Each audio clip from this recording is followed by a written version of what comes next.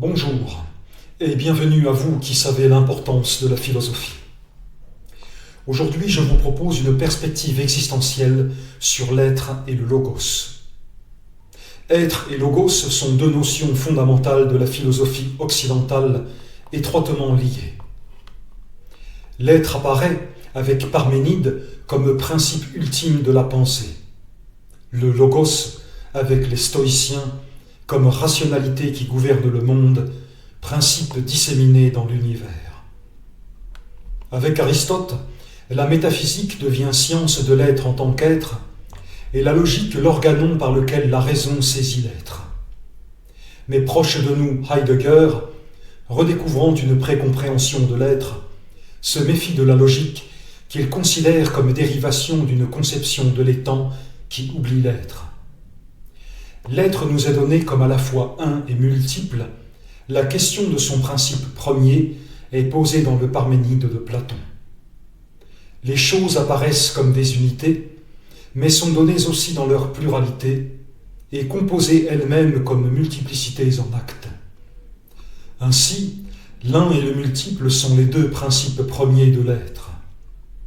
Mais l'être ne nous est donné qu'à travers les étangs, c'est-à-dire les choses qui sont, dans leur multiplicité et dans leur forme.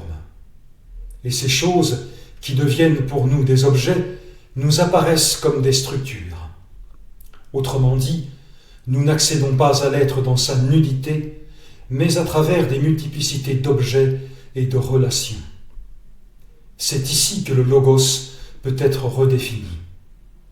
Le logos n'est pas simplement une raison abstraite, il est le déploiement même de l'être tel qu'il se donne à la raison. Le logos est le déploiement de l'être dans la structure, dans les concepts, dans l'histoire, dans la nature.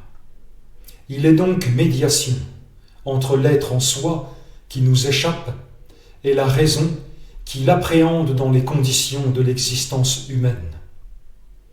Et cette appréhension se fait toujours à travers des formes fondamentales, le nombre, l'espace et le temps.